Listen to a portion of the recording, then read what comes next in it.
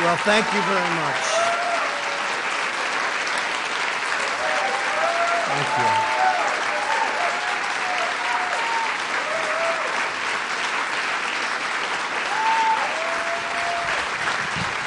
Thank you.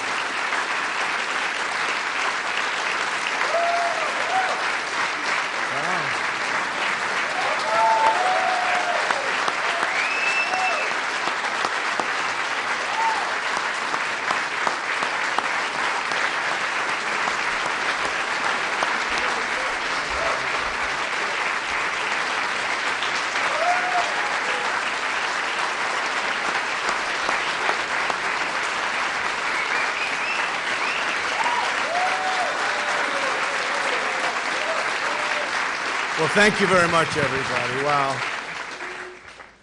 We've all been through a lot together, and we probably deserve that hand for all of us because it's been a very unfair situation.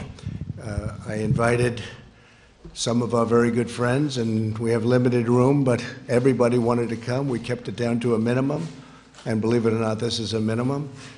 But a tremendous thing was done over the last number of months, but really if you go back to it over the last number of years, we had the witch hunt. It started from the day we came down the elevator, myself and our future First Lady who's with us right now. Thank you, Melania.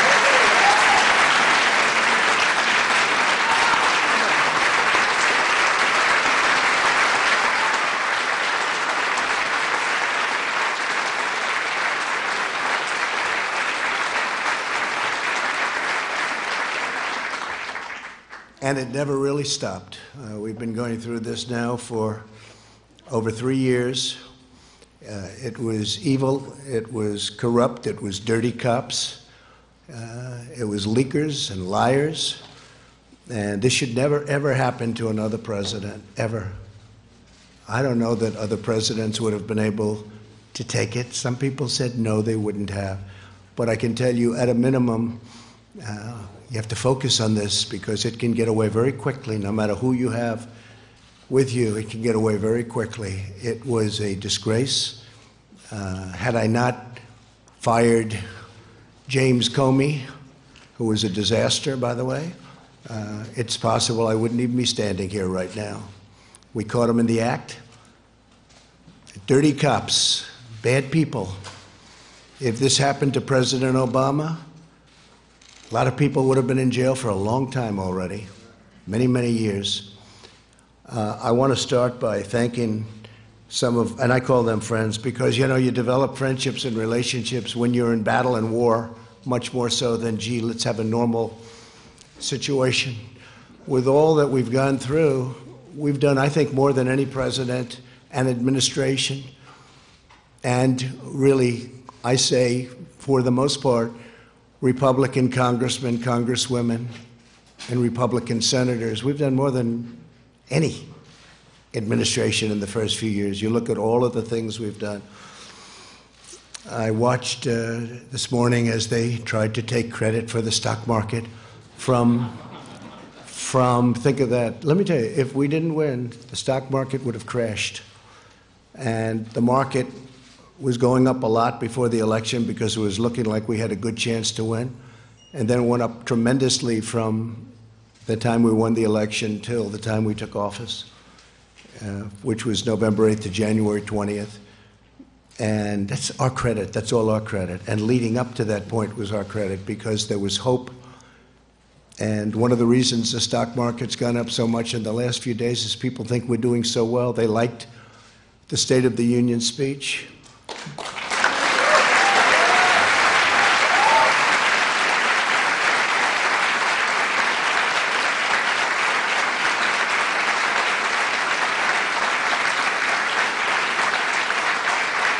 It really is. It's a true honor to give it.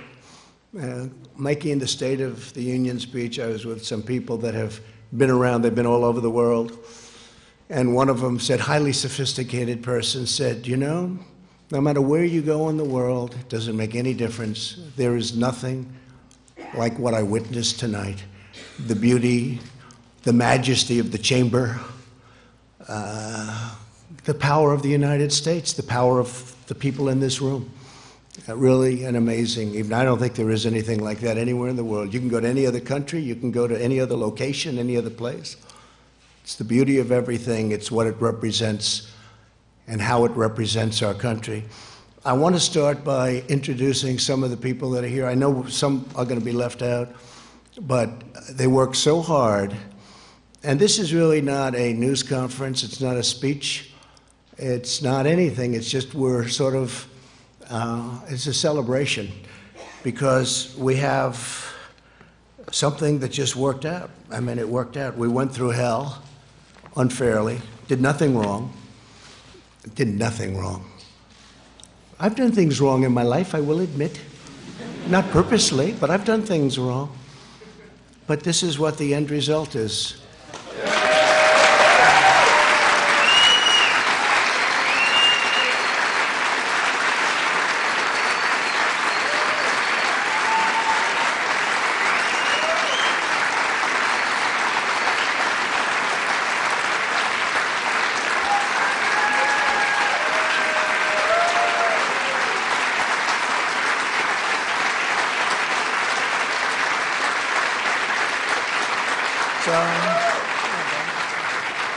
You could take that home, honey. Maybe we'll frame it. It's the only good headline I've ever had in the Washington Post. I tell you. But every paper is the same. Does anybody have those papers? Does anybody have them? Because they're really like that, so I appreciate that. But some of the people here have been incredible warriors. They're warriors. And there's nothing from a legal standpoint. This is a political thing. And every time I'd say, this is unfair, let's go to court, they say, sir, you can't go to court. This is politics.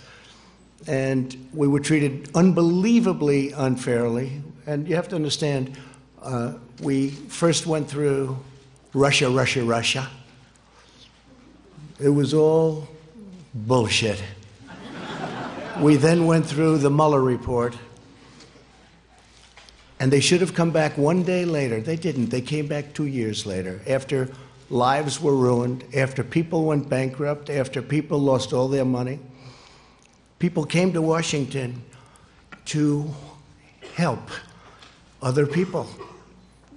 Bright-eyed and bushy-tailed, I say. They came, 1 or 2 or 3 people in particular, but many people. We had a rough campaign. It was nasty. It was one of the nastiest, they say. They say Andrew Jackson was always the nastiest campaign. They actually said we topped it. It was a nasty, both in the primaries and in the election. But you see, we thought after the election it would stop, but it didn't stop. It just started. And tremendous corruption. Tremendous corruption. So we had a campaign. Little did we know we were running against some very, very bad and evil people with fake dossiers, with all of these horrible, dirty cops that took these dossiers and did bad things. They knew all about it. The FISA courts should be ashamed of themselves.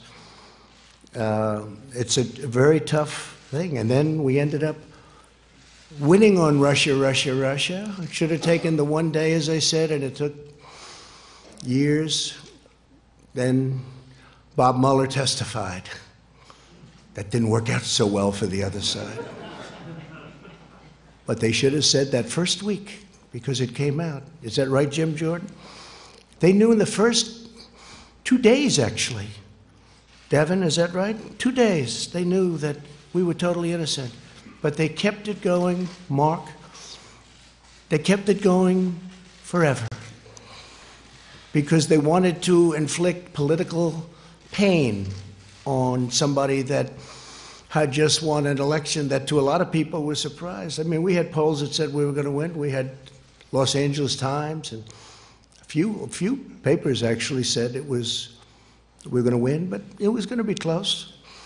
And we did win. It was one of the greatest wins of all time. And they said, okay, he won.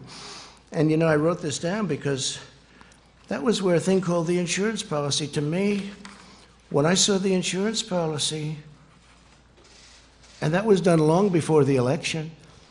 That was done when they thought that Hillary Clinton was going to win. And by the way, Hillary Clinton and the DNC paid for millions of dollars, the fake dossier. And now Christopher Steele admits that it's a fake because he got sued by rich people. I should have sued him too, but when you're president, people don't like suing. I want to thank my legal team, by the way, not for that advice, but for other advice. Pat, Jay, Pat, you guys stand up, please. Great job.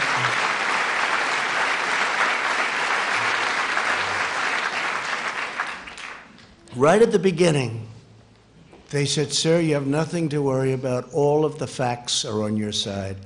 I said, "You don't understand. That doesn't matter. That doesn't matter." And that was really true. They made up facts. A corrupt politician named Adam Schiff made up my statement to the Ukrainian president. He brought it out of thin air, just made it up. They say he's a screenwriter, a failed screenwriter. He tried to go into, unfortunately, he went into politics after that. Remember, he said the statement, which is a mob statement, "Don't call me, I'll call you." I didn't say that. Fortunately, for all of us here today and for our country, we had transcripts. We had transcribers, professional transcribers. Then they said, "Oh, well, maybe the transcription is not correct." But Lieutenant Colonel Vidbin and his twin brother, right? We had some people that really amazing. But we did everything. We said, "What's wrong with it?" "Well, they didn't add this word or that. It didn't matter." I said, "Add it." They're probably wrong, but add it. So now everyone agrees that they were perfectly accurate. When you read those transcripts, Tim Scott, I don't know if Tim's here, but he said, "Sir," he's the first one to call me, "Sir, I read the transcript. You did nothing wrong." And Mitch, he stayed there right from the beginning. He never changed. And Mitch McConnell, I want to tell you, you did a fantastic job.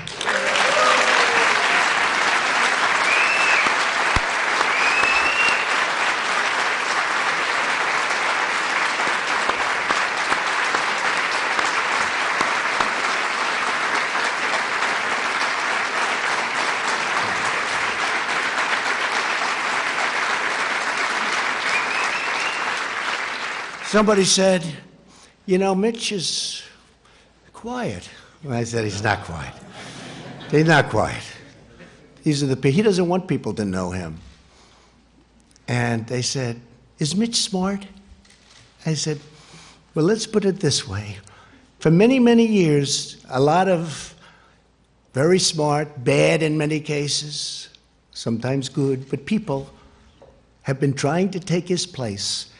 And to the best of my knowledge, I've never even heard the subject come up because they've been wiped out so fast. This guy is great, and I appreciate it, Mitch. And he's also given us 191 now.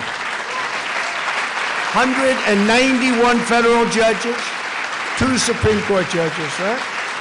We're up to 191. Yeah. Great guy. Great guy. He's a tough guy to read. I'm good at reading people. Tough guy to read, I'd call him. My wife would say, "How'd you do with Mitch?" I don't know. That's what makes him good, when you can read somebody. Fantastic job. And he understood right from this was crooked politics. This was crooked politics. How about all these people? They're running for office. They're saying the worst things about me, like 8 senators on the Democrat side. Most of them got wiped out. You know, they got their 1% or less. Most of them got less. They decided to go home. Let's go back to California. Let's go back to wherever they came from. Let's go back to New York. How about that one? Our New York Senator, Gillibrand. Let's go back to New York after they get nothing. And then they take an oath that they will be fair, that they will be reasonable, you know, all of the different things, and they had to sign. They're not fair, but here's the beauty. So we have 4 left. They're saying the most horrendous things about me. It's okay, it's politics. And then they're supposed to vote on me. They're trying to replace me, and then they're supposed to be voting. So I think it's incredible. But so Mitch, I want to thank you very much, incredible. And you have some of your folks here, and they're incredible people. And they've been right from the beginning. And again, you're out of session. Unfortunately, I only told these folks, let's do this today. We did a prayer breakfast this morning, and I thought that was really good. In fact, that was so good it might wipe this out. But by the time we finish, this will wipe that one out, those statements. I had Nancy Pelosi sitting 4 seats away, and I'm saying things that a lot of people wouldn't have said, but I meant every word of it. But we have some of the folks that are going to be leaving right after this, and they work hard, and they did work hard. Bill Cassidy, Senator. Stand up, Bill. What a guy. Great man. When I need to know about health insurance and pre-existing conditions and individual mandates, I call Bill, or I call Barrasso. We get those two guys, they know more than anybody. A man who just became a senator. He's a little bit like me. We have a couple of them. Very successful guy in business, and he said, what the hell? I'll run for the Senate from Indiana. And he ran, and I saw him on television destroying his opponent in a debate. I said, this guy could win, and I got behind him. And Mike Braun, you have done some great job. Thank you very much. Tough. Thank you. A man who got James Comey to choke, and he was just talking in his regular voice. He is the roughest man. He's actually unbelievable, and I appreciate the letter you sent me today. I just got it. But he's got this voice that scares people. People from Iowa can be very tough. We're doing very well in Iowa, but I'll tell you, Chuck Grassley, he's looking at Comey. Well, you tell me, what did you say? Now, he wasn't being rough. That was just the way he talked. And that was when Comey announced that he was leaking, lying, and everything else, right? He choked because he never heard anybody talk like that. You should have gone, I wish you got angry. You could have gotten the whole ball game. He would have said, I give up. Chuck Grassley is an incredible guy.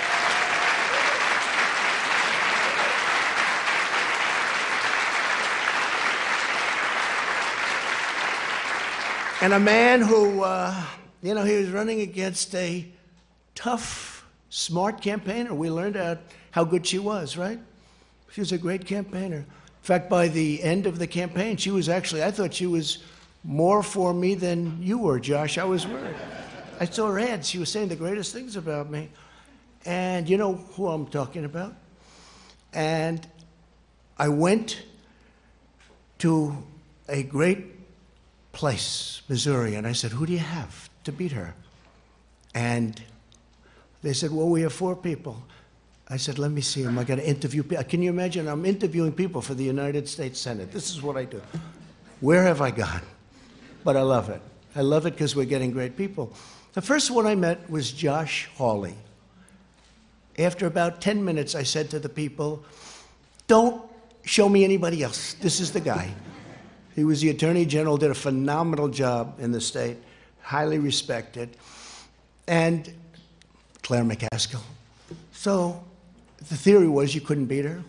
Great campaigner. Remember the last campaign? She was going to be taken out. She was always going to be taken out, and she wins, and people say, how did that happen? Didn't happen with him. But she got so friendly toward me. In fact, one of the ads I still have, I'm putting it in the archives as one of the best ads I've ever made. And she tried to convince people that we were best friends. But Josh ended up winning by 5 or 6 points. You were unbelievable. You were tough. And you are something. And one of the greatest supporters on the impeachment hoax was Josh Hawley. He was incensed, actually. I watched him. He was incensed at what they were doing and what they were saying. And those were the ones. I had some that said, oh, I wish he didn't make the call. And that's okay. If they need that, it's incorrect. It's totally incorrect. And then you have some that used religion as a crutch. They never used it before. An article written today, never heard him use it before. But today, you know, it's one of those things. But, you know, it's a failed presidential candidate, so things can happen when you fail so badly running for president. But Josh Hawley, I want to thank you. You were right from the beginning. Man, did I make a good choice. Thank you, Josh. Tremendous future. A man who is brilliant and who actually was deceived to an extent, comes from a great state, Utah, where my poll numbers have gone through the roof, and one of the senators' poll numbers, and not this one, went down big. You saw that? You saw that, Mike?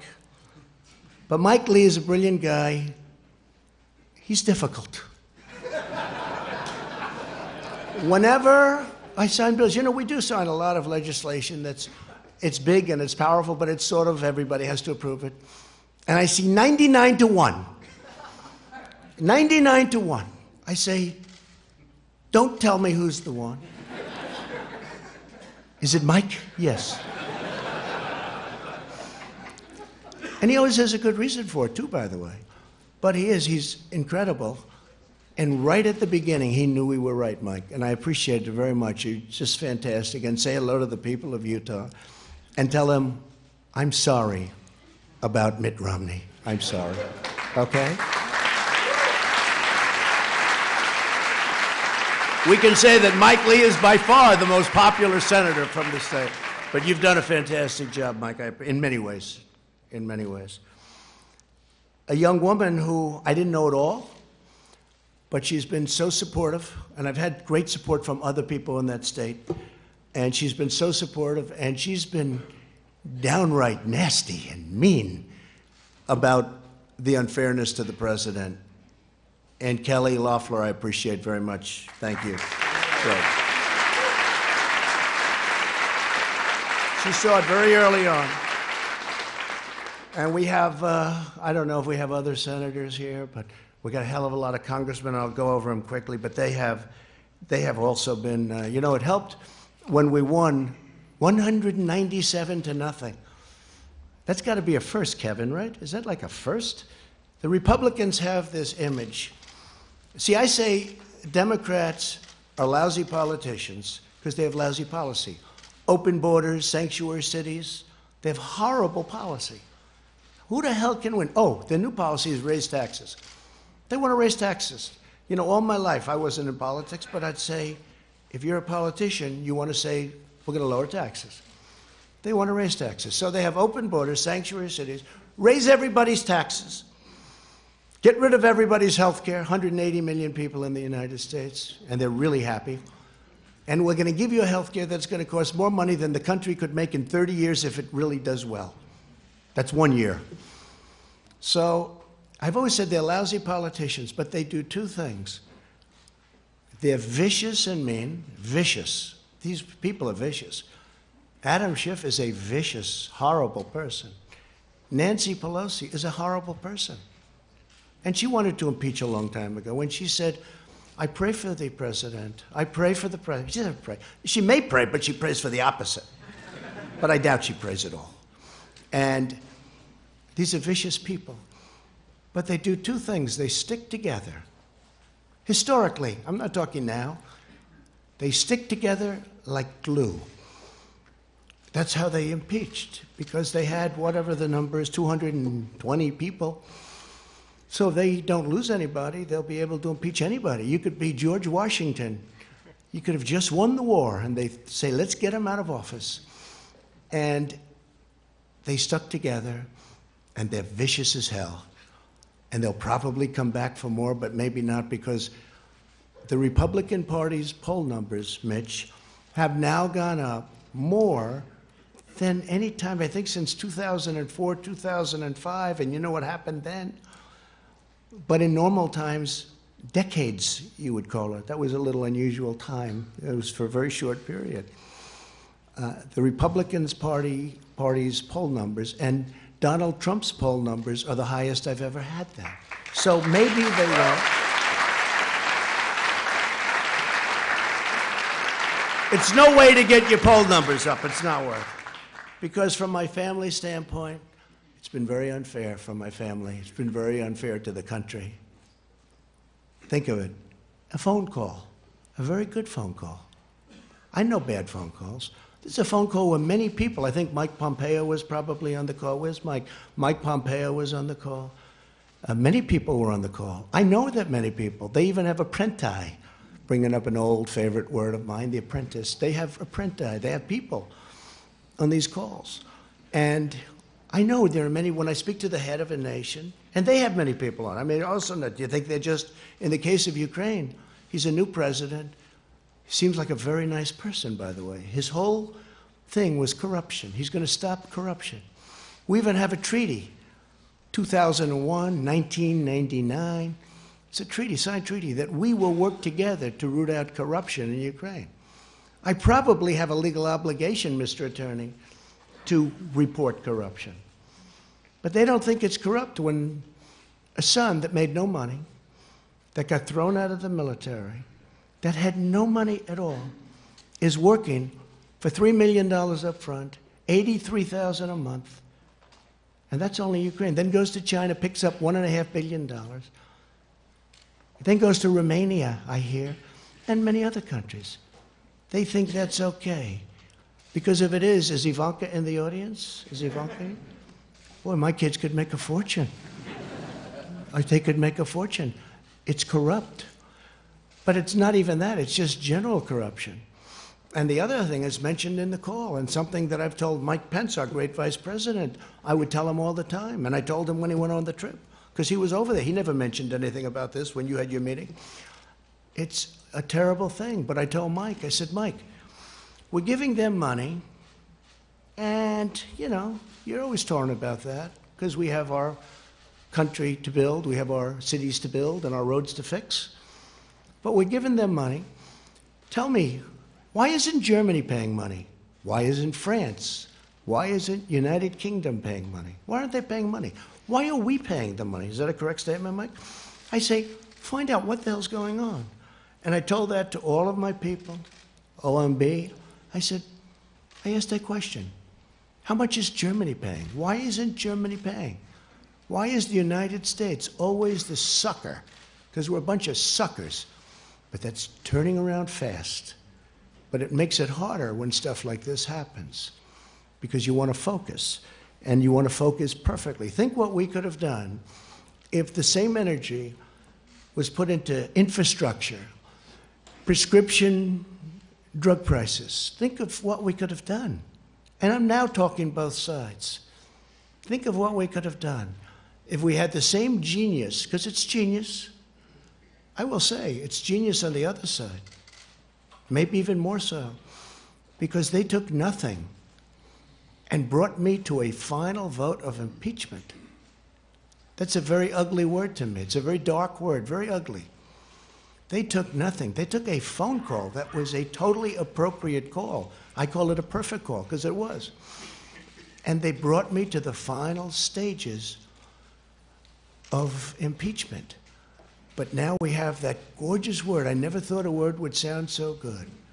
It's called total acquittal. Total acquittal.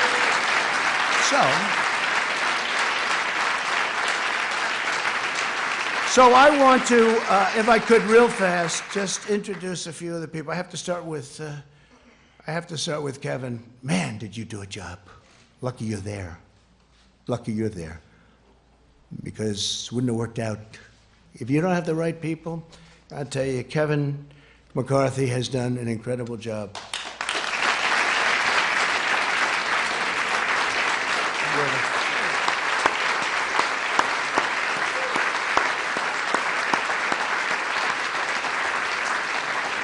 And he loves his job, and he loves his country.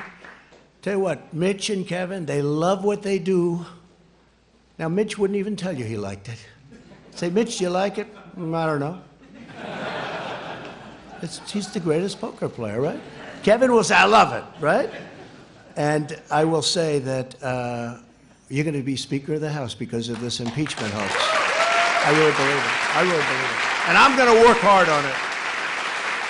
I'm going to try and get out to those Trump areas that we won by a lot. And you know, in 18, we didn't win. We just won 2 seats in North Carolina, 2 wonderful seats in North Carolina that were not supposed to be won.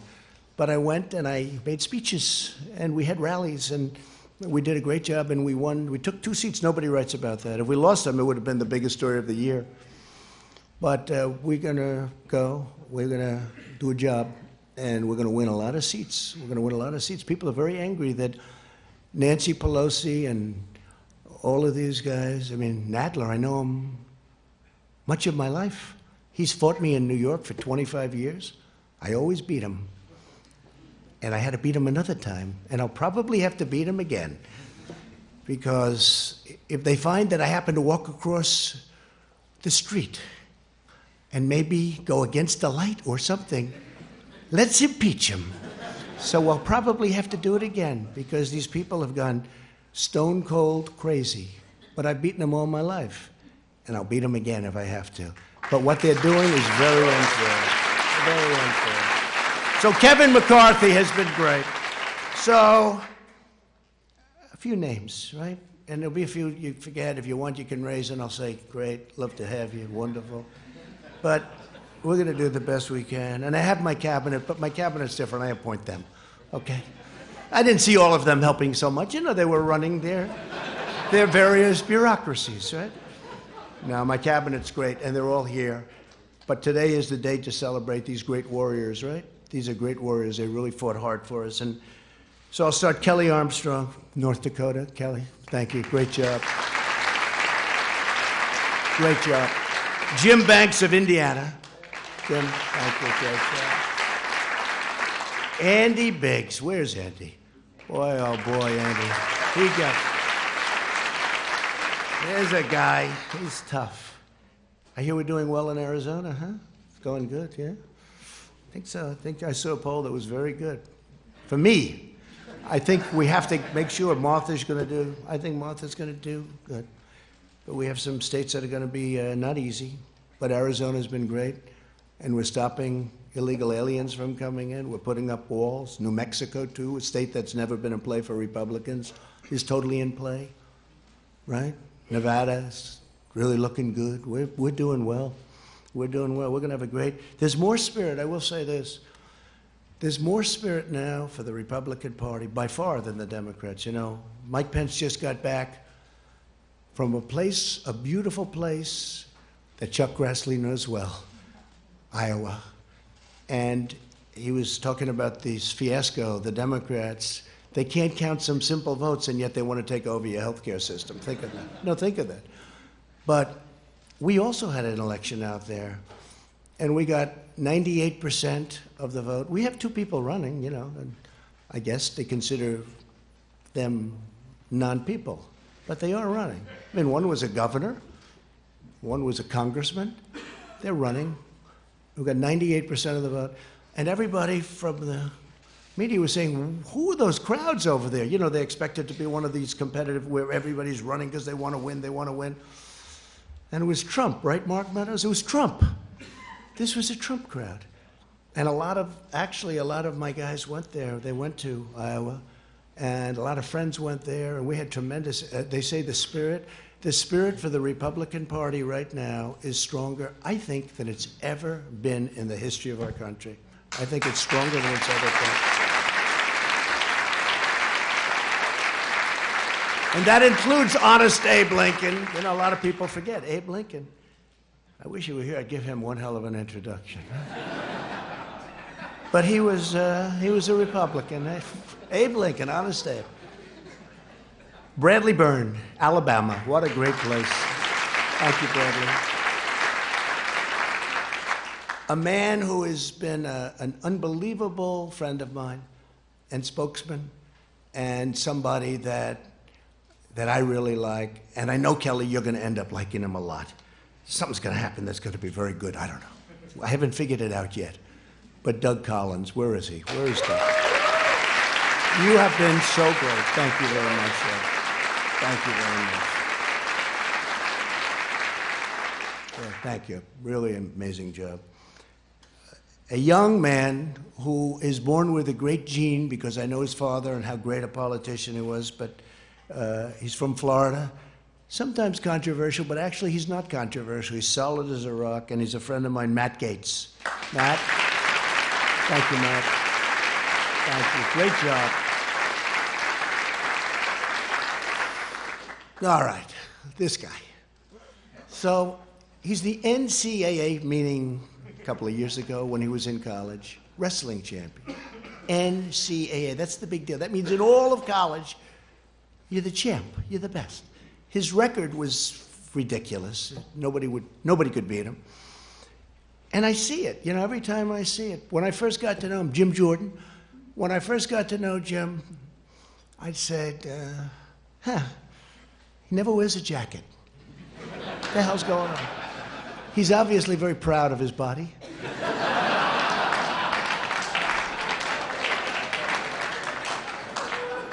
And they say where he works out, with the congressmen, senators, they say when Jim works out, even though he's not as young as he was, but he works out, the machine starts burning down. It's just a different form of a workout than us, right, Sonny?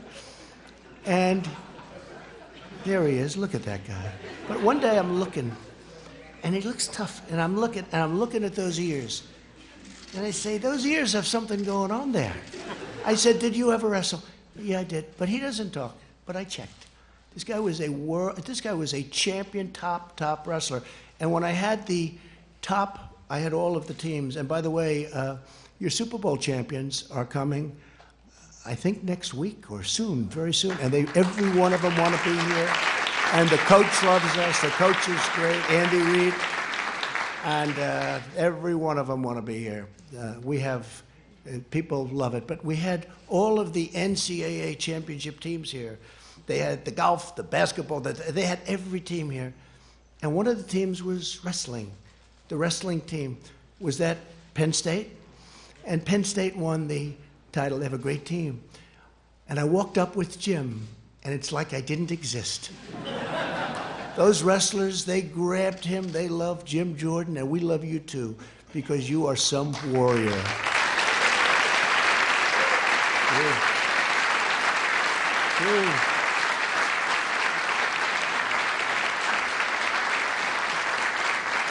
A woman who became a star. We have a couple of women that became stars, you two. And I always liked the name of her, I liked the name, Lesko. I liked it. That's how I picked it. I liked the name. I saw that face. I saw that everything. They gave me cards. She had like 7 opponents, right? And you have no idea how much the public appreciates, how smart, how sharp you are. This I can't tell. Can't tell. They just said, she's really good, she's really talented. I said, let's go. We worked with her. She won her race, tough race. It's no longer tough because what she does out there is incredible. Arizona loves her. But you were so incredible representing, I don't say me, representing our country and getting it out of this impeachment hoax. What you did was incredible. So Debbie, please stand up. Debbie Lesko.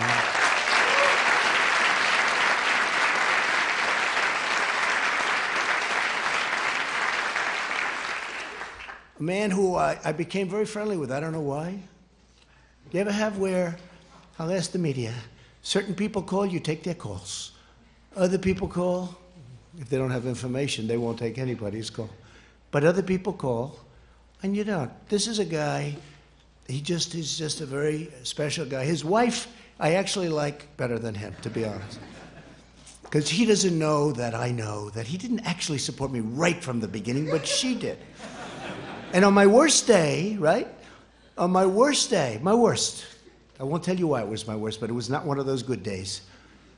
She got on a bus, got many other buses, and women all over North Carolina, and they toured North Carolina.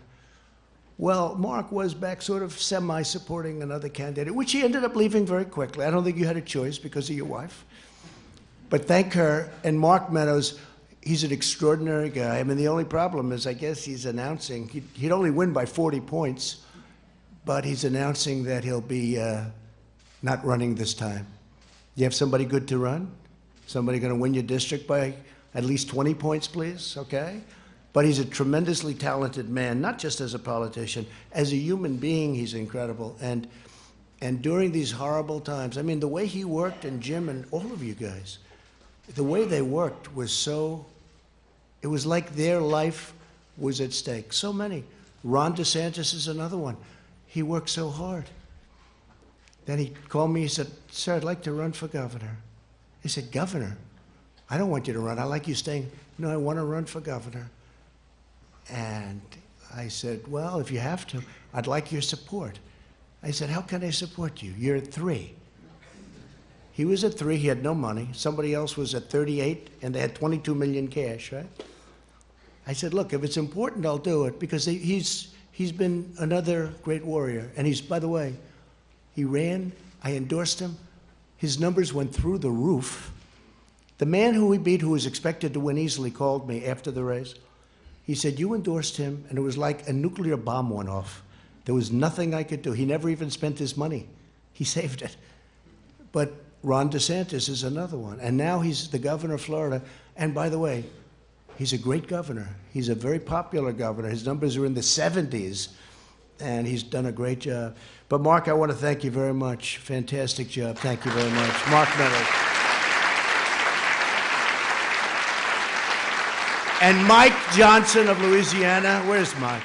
Central Casting, what a job. You can represent me anytime. You can represent me anytime. Thank you. What a job you've done. Thank you, Mike.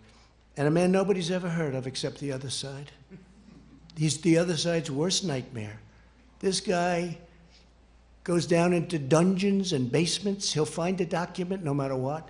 He's the most legitimate human being. He's the hardest worker. He's unbelievable. He took tremendous abuse. I mean, abuse. The media and, you know, the other side and the bad ones, the leakers, the liars, the dirty cops, they wanted to destroy him. They tried. They got close, but he wouldn't let it happen. And honestly, in a certain way, he was the first one. Wouldn't you say, Jim and Mark and everything? This was the first guy. He came out of nowhere. He's saying, these people are corrupt. He's still saying it. And he was unbelievable. Devin Nunes, he was unbelievable.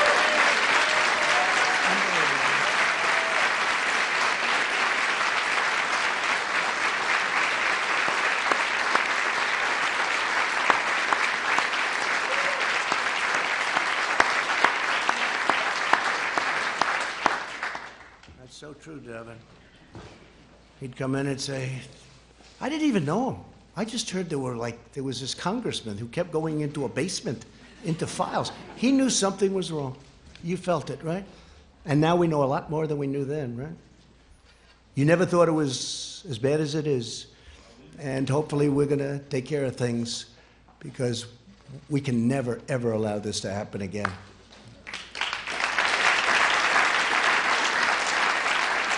Scott Perry of Pennsylvania. Scott, thank you. Thank you, Scott. Really great.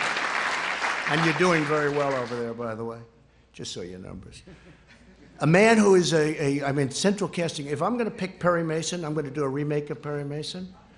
Other than Bill Barr, I picked this guy, but I have to say I picked Barr. I picked Barr first, right? John Ratliff, right? But I have to tell you, if we're doing a remake of Perry Mason, the man I get, there's nobody in Hollywood like this, John Ratliff, right? Stand up, John. Such a great lawyer. Incredible guy, incredible talent, but just a great lawyer, and we appreciate it. He gets on that screen, and everyone says, I agree. The other side folds up so fast. We'll probably be using a lot of you in the next year. But you have been fantastic, John. We appreciate it. Thank you very much. A man who's braver than me and braver than all of us in this room, he got whacked. He got whacked. My Steve, right? I went to the hospital with our great First Lady that night, right, honey? And we saw a man that was not going to make it. He was not going to make it. He was the doctor. And I told him, his wife, I said, she loves you. Why do you say that? Because she was devastated. A lot of wives wouldn't give a damn. A lot of wives would have said, hey, yeah. I said, how's he doing? Oh, she couldn't even talk. She was inconsolable. Most wives would say, not good. Listen, I'm going home now. But the doctor came in. The wife is like, she was a total mess. She was really devastated. And it really looked like he had a 25% chance. I think you said a record for blood loss. And Steve Scalise, I actually, honestly, I think you're better looking now. You're more handsome now. You weren't that good looking. You look good now. He looks better now. Can you believe it? I don't know what the hell that is. Sure. Better now.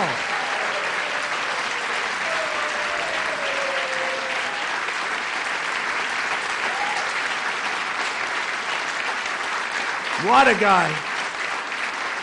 And he was practicing. He was practicing for the baseball game against, I guess, the Democrats, right?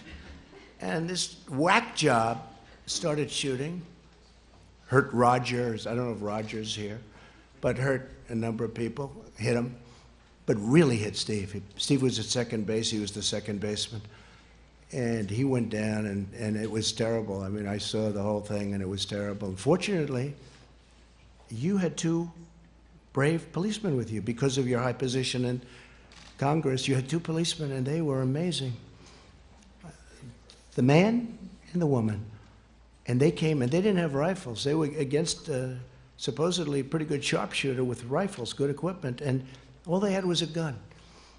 And they started coming in from the outfield shooting. And they're so far away that a handgun is not preferred. And this guy has the rifle, and he's hitting people. And he was going to move up, and there was no out. I mean, if he would have been able to move up, there was no way to get out. The entrance was a single entrance way on the other side where he was. So everyone went into the dugout, ran into the dugout. But Steve was really hit badly in the stomach, and with a bullet that rips you apart. It was supposed to do that. It rips you apart. And these two people came charging forward, boom, boom, boom. And one of them, you know who? One of them, him, got the shooter, hit him, and then got him, killed him from long distance. It was amazing. If you didn't have those two people, you can imagine, right? You could imagine what would happen. So Melania and I went to the hospital that night, and he was in such bad shape, and he's been working ever since so hard. But 6 months ago, they had a baseball game at the Nationals Park, and I'm watching. And it's on television. And it's just, you know, game, people, you want to win it, right? And Steve's at second base. The poor guy can't even walk. Do you remember Bobby Richardson for the New York Yankees? He was known for range, Louis. Range. He had the greatest range. If a ball's hit the shortstop, Bobby Richardson's the second baseman. Bobby Richardson would field the ball. If it's hit the first base, he'll throw it to the first baseman. He had unbelievable range.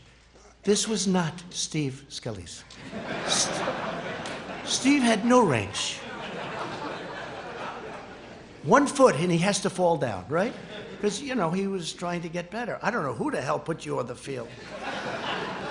And this is a true story. So the game starts, and the first pitch, Steve's standing at second base, and the guy is really in bad shape. And I said, this is terrible. A shot, ground ball shot, is hit to second. And Steve, I say, I didn't have time to think too much, but I said, this is not good. That ball was going toward him. And this guy stopped that ball, caught the ball. He's now laying down. He throws the ball to first base. He gets him out. I said, it's the most incredible thing. I've never seen athletic.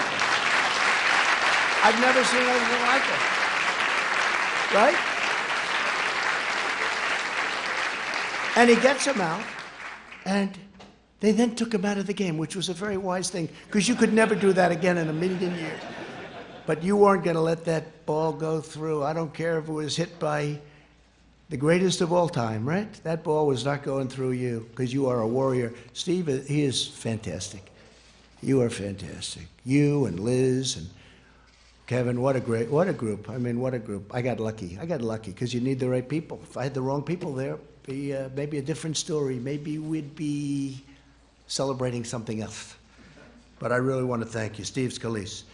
And Elise, you. I just read the story. It's most incredible what's going on with you, Elise. So I even said, I was up campaigning for her, helping her, but I thought, she looks good. She looks like good talent. But did I not realize when she opens that mouth, you were killing them, Elise. You were killing them.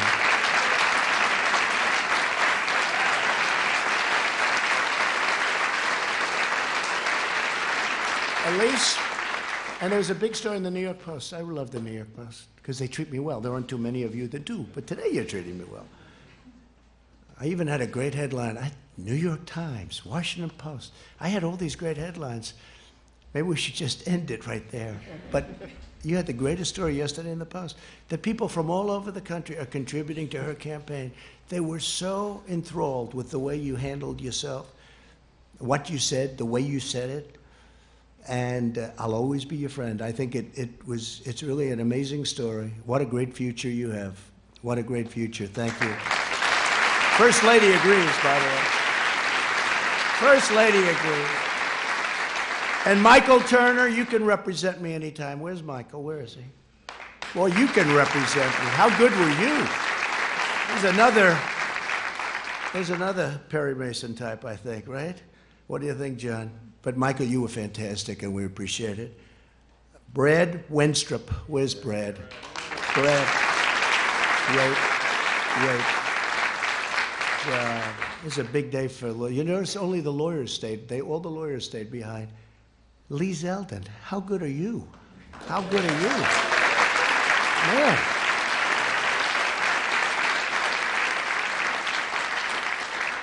And Louis, your name's not down. They didn't give me your name. Do you know if I didn't announce Louis, whoever the hell made this list, I got to get rid of him because if I wouldn't have announced Louis, it might have been the end of the presidency. Louis, you have been so great, so tough, and so smart. I got it. But Louis has been amazing. He's a tough guy. He's a smart guy. He's streetwise like crazy. We love Texas. And we're with you all the way, Louis. We're with you all the way. Thank you very much.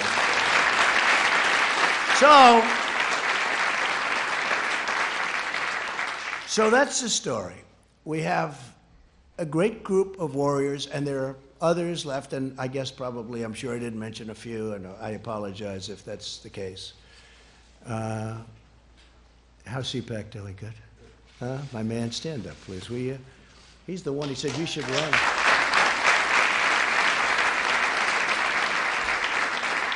Right? Matt said, it's like 5 years ago, 6 years ago, and I made a speech, and then they do some kind of a straw poll. Who made the best speech? And he said, I made the best speech. Oh, with all these professional, I hate to say this, with all these professional politicians, they voted by far the best speech was Trump. He calls me, he says, you should run for politics. I say, what do I know about politics? But you know what? We learned quickly, and our country has never done better than it's doing right now. So it's pretty good. But thank you, Matt. Great. Say hello. So that's the story. We've been treated very unfairly. Fortunately, we have great men and women that came to our defense. If we didn't, this would have been a horrific incident for our country. When you have Lisa and Peter, the lovers, the FBI lovers, I want to believe the path you threw out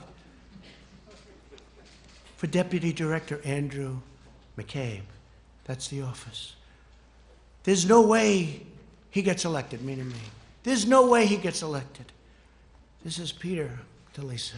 He's probably trying to impress her for obvious reasons. There's no way he gets elected. But I'm afraid we can't take the risk. Now think of this. In other words, if I get elected, two lowlifes, they can't take the risk. They can't take the risk. Think of it. And that's where it came up, the greatest word of all, insurance policy. So he says, but I'm afraid we can't take the risk.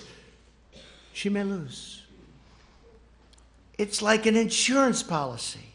In the unlikely event, you die before you're 40. In other words, if I won, they were going to do exactly what they did to us. They were going to try and overthrow the government of the United States a duly elected president. And if I didn't fire James Comey, we would have never found this stuff. Because when I fired that sleazebag, all hell broke out. They were ratting on each other. They were running for the hills. Let's see what happens. Let's see what happens. It's in the hands of some very talented people. We're going to have to see what happens. But I can tell you, in my opinion, these are the crookedest, most dishonest, dirtiest people I've ever seen. They said, this is struck. God, Hillary should win 100 million to 1. This is about me. This is an agent from the FBI. Look how they let her off. 33,000 emails deleted. Nothing happens to her. Nothing happens. It's unbelievable. But think of that. God, Hillary should win. These guys are investigating Hillary. Then they go to work for Mueller, the two of them. And when Mueller found out that everybody knew that they were 100% this way, he let them go. But they deleted all of their emails and text messages. So when we got the phone, they were all deleted. Could you imagine the treasure trove? They illegally deleted. So they left Bob Mueller. He had the look, but he didn't have a lot of other things. Always had the look. Mr. G-Man. And I love the FBI, and the FBI loves me, 99%. It was the top scum. And the FBI people don't like the top scum. So think of that, 100 million to 1, and he's investigating me.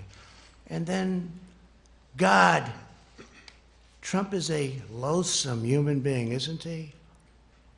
These are the people looking at me. I'm really not a bad person. And Page said, yes, he's awful. How would you like to have that? This is the good stuff. This stuff 100 times worse than that. These are all dirty people. And now, I just heard that they're suing the United States of America because they were interfered with.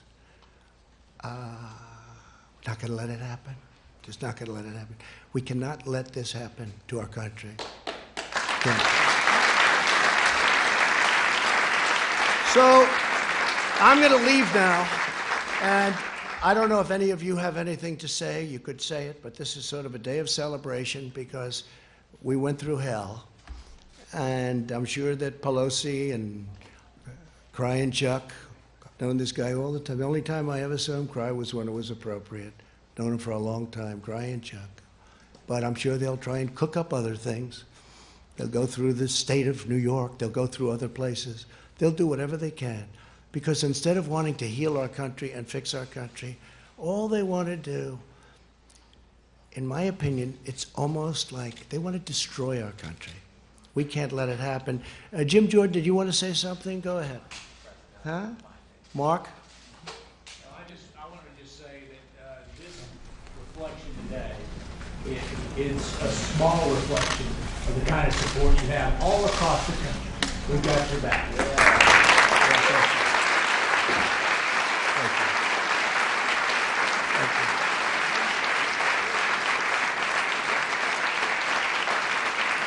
This was a highly partisan situation. Pelosi said, I copied it down exactly.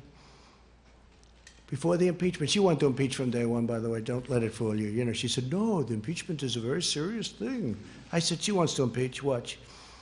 Impeachment is so divisive to the country that unless there's something so compelling and so overwhelming and bipartisan, it was 197 to nothing. And other than one failed presidential candidate, and I call that half a vote because he actually voted for us on the other one. But we had one failed presidential candidate. That's the only half a vote we lost. So we had almost 53 to nothing.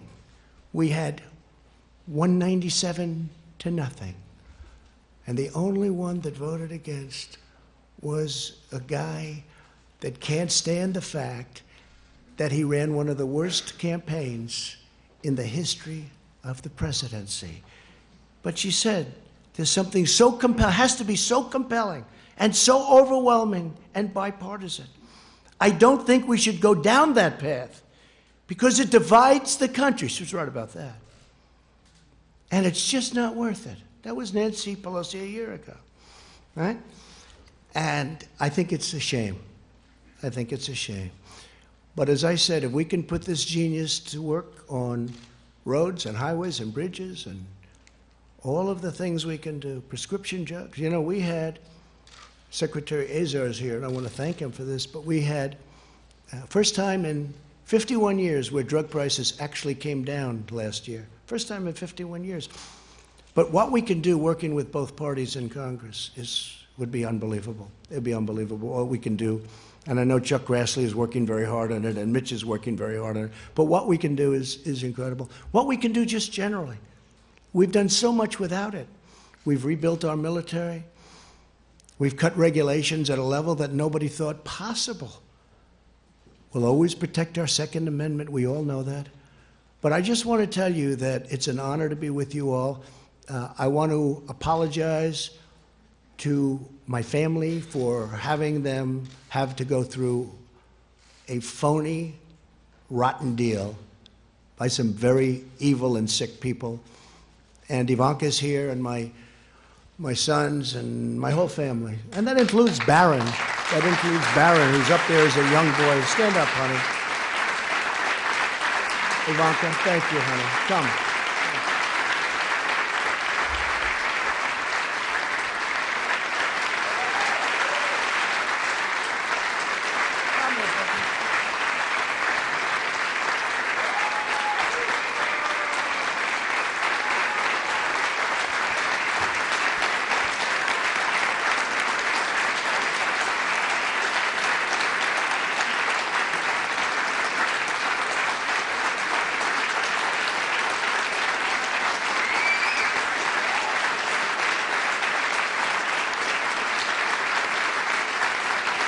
So I just want to thank my family for sticking through it. This was not part of the deal. I was going to run for president, and if I won, I was going to do a great job. I didn't know that I was going to run, and then when I got in, I was going to have to run again and again and again. Every week I had to run again. That wasn't the deal, but they stuck with me.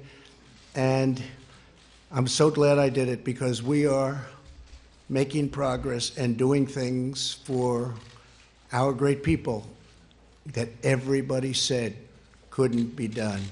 Our country is thriving. Our country is just respected again. And it's an honor to be with the people in this room. Thank you very much, everybody. Thank you. Thank you very much.